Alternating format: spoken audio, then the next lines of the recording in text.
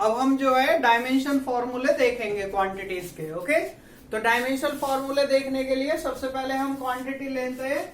Number first quantity is distance और displacement. Okay, distance और displacement. Okay, तो distance और डिस्प्लेसमेंट का फॉर्मूला क्या होता है? Distance basically length of path travelled होती है and displacement is the minimum distance between initial and final position. तो ये बेसिकली लेंथ के ही इक्वल होते हैं। These are measured by some length and its dimensional formula, their dimensional formula will be L। Okay, because which quantity is involve? 7 dimensions में से कौन सी quantity involve है? केवल लेंथ वाली इन्वॉल्व है। और अगर हम इसके डायमेंशनल फॉर्मूला को लिखें तो ये डायमेंशनल फॉर्मूला ऐसे भी लिखा जा सकता है M0 L0 L1 T0। Okay, ऐसे भी इस डायमेंशन फॉर्मूला को हम डिस्टेंस या डिस्प्लेसमेंट के को लिख सकते हैं। नंबर सेकंड हमारे पास आती है क्वांटिटी स्पीड। ओके, स्पीड, तो स्पीड का फॉर्मूला होता है distance upon time. Distance upon time हमारे पास इसका फॉर्मूला होता है। और इसका डायमेंशनल फॉर्मूला अगर हम निकालें तो डिस्टेंस का डायमेंशनल फॉर्मूला लिख दीजिए L, टाइम का डायमेंशनल फॉर्मूला T। अब ये T ऊपर जाएगा तो ये -1 पावर में हो जाएगा, that's why it will be LT-1। Similarly हमारे पास वेलोसिटी क्वांटिटी होती है, वेलोसिटी। तो वेलोसिटी का जो फॉर्मूला होगा वो डिस्प्लेसमेंट अपॉन टाइम होगा, डिस्प्लेसमेंट अपॉन टाइम। ओके, इसका भी सेम डायमेंशनल फॉर्मूला ही आएगा क्योंकि डिस्प्लेसमेंट भी लेंथ होता है समथिंग, और लेंथ का डायमेंशनल फॉर्मूला होगा टाइम का, और यही डायमेंशनल फॉर्मूला आएगा। इसके बाद आता है एक्सेलरेशन। एक्सेलरेशन, तो एक्सेलरेशन का फॉर्मूला होता है change in velocity upon time. So we will write velocity upon time. Okay, तो यहां पे देख रहे हैं वेलोसिटी का हमने ऊपर ही निकाल लिया डायमेंशनल फॉर्मूला, तो लिख दीजिए इसको LT-1। ये डायमेंशनल फॉर्मूला हो गया वेलोसिटी का अपॉन टाइम का कैपिटल T, तो ये हो जाएगा L, T की पावर ऊपर जाके -1 और -1 -2 हो जाएगा। ओके, ये हो गया एक्सेलरेशन का। इससे नेक्स्ट आती है quantity force. Now quantity will be force. Force का फॉर्मूला होगा mass into acceleration, M into A, mass into acceleration by second Newton's law of motion. Okay, तो इसका डायमेंशनल फॉर्मूला क्या होगा? मास का डायमेंशनल फॉर्मूला होता है M एंड एक्सेलरेशन का होता है LT-2। तो ये दोनों मिलके हो जाएगा MLT-2 डायमेंशनल फॉर्मूला इसका होगा। इस तरीके से हम और डायमेंशनल फॉर्मूला लिखते हैं जो हमारे लिए जरूरी है। सबसे पहले आपको ध्यान रखना है कि ये डायमेंशनल फॉर्मूला जो बेसिक क्वांटिटीज बता रहे हैं हम सिंपल इनको लर्न करना जरूरी है, और जब आप प्रैक्टिस करोगे इनको तो आगे भी डायमेंशनल फॉर्मूले आप लिख पाओगे। Now we are moving forward to other quantities. और जो फिजिकल क्वांटिटीज होती हैं उनके डायमेंशनल फॉर्मूले हम आपको बता रहे हैं।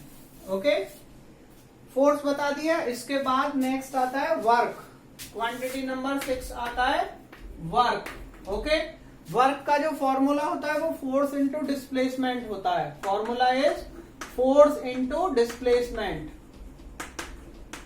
ओके, तो आपने ये ध्यान रखना है कि जब ये फॉर्मूले आपको याद होंगे तभी आप क्वांटिटीज के डायमेंशनल फॉर्मूला लिख सकते हो। फोर्स का भी मैंने डायमेंशनल फॉर्मूला नीचे नोट किया which is LT-2 and displacement का L होता है। इन दोनों को कंबाइन करोगे तो ML2T-2 हमारे पास डायमेंशनल फॉर्मूला आएगा।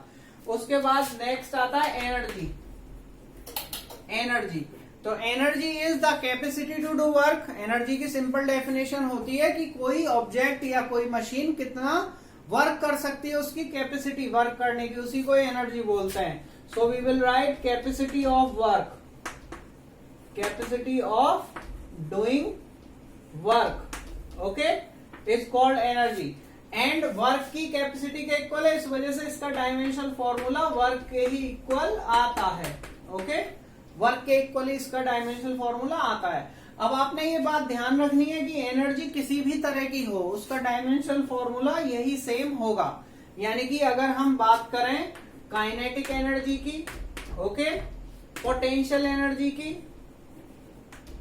पोटेंशियल एनर्जी, ओके, इस पोटेंशियल एनर्जी में कैसी भी एनर्जी पोटेंशियल एनर्जी हो सकती है, इलेक्ट्रिकल पोटेंशियल एनर्जी भी हो सकती है, स्प्रिंग पोटेंशियल एनर्जी भी हो सकती है, ग्रेविटेशनल पोटेंशियल एनर्जी भी हो सकती है। उन सभी का dimensional formula mLT mL2 T-2 ही आएगा, ये आपको ध्यान रखना है।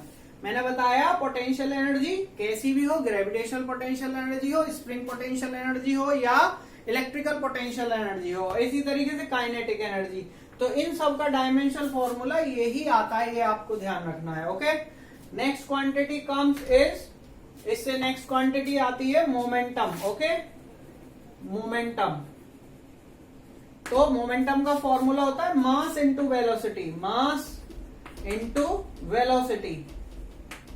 तो मास हमारे पास हो गया कैपिटल एम इंटू वेलोसिटी का डायमेंशनल फॉर्मूला LT-1, तो ये हमारे पास आ जाएगा mLT-1 डायमेंशनल फॉर्मूला इसका आ जाएगा मोमेंटम का। इसके अलावा एक क्वांटिटी होती है impulse of force, quantity number 9 is impulse of force, impulse of force. इस इम्पल्स ऑफ फोर्स को हम इम्पल्स भी बोलते हैं। ओके, या तो केवल इम्पल्स बोल सकते हैं या इम्पल्स ऑफ फोर्स भी बोल सकते हैं। बेसिकली ये होता है फोर्स इनटू टाइम के इक्वल, फोर्स इनटू टाइम। उसके अलावा ये चेंज इन मोमेंटम के इक्वल भी होता है। ओके, चेंज इन मोमेंटम, तो मोमेंटम में जो चेंज है वो समथिंग मोमेंटम के ही इक्वल आएगा, तो इसकी डायमेंशनल फॉर्मूला मोमेंटम के ही इक्वल आती है। यानी कि इसकी डायमेंशनल फॉर्मूला मोमेंटम के बराबर mLT-1 ही आएगी। इम्पल्स की डायमेंशन फॉर्मूला ये आपको ध्यान रखना है। ओके,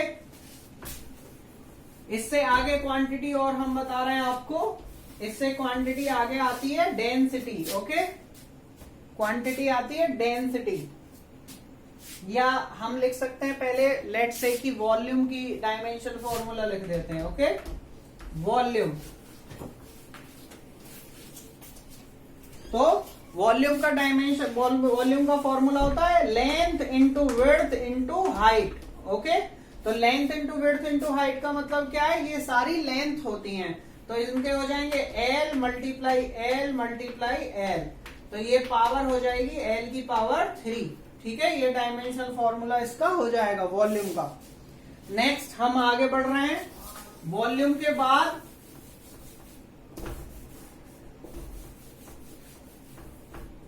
ये मैंने पार्ट इरेज कर दिया है। वॉल्यूम के बाद अब हम डेंसिटी का फॉर्मूला, डेंसिटी का डायमेंशनल फॉर्मूला लिख सकते हैं। तो डायमेंशनल फॉर्मूला ऑफ डेंसिटी क्या होगा, उसके लिए हमें इसका फॉर्मूला देखना पड़ेगा। Quantity number 11 is density. Okay, density का फॉर्मूला होता है मास अपॉन वॉल्यूम।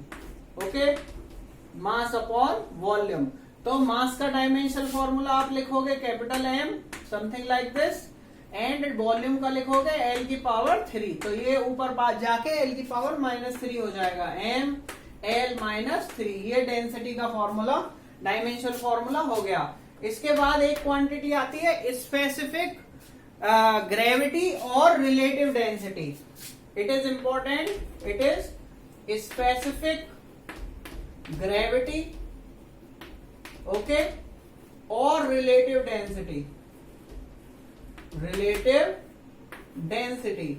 ठीक है, तो ये डेंसिटी से अलग होती है स्पेसिफिक ग्रेविटी, या इसे हम रिलेटिव डेंसिटी बोलते हैं। इसका फॉर्मूला होता है density of a substance, density of a substance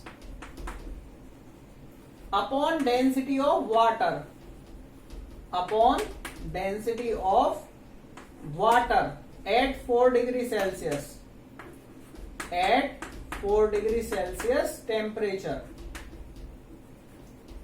तो बेसिकली इसको हम रिलेटिव डेंसिटी इसी वजह से बोलते हैं कि इसमें हम किसी भी सब्सटेंस की डेंसिटी को हम वाटर की डेंसिटी से कंपेयर करते हैं। और हमने 4 डिग्री ही क्यों लिया है, क्योंकि वाटर की डेंसिटी 4 डिग्री सेल्सियस पर मैक्सिमम होती है।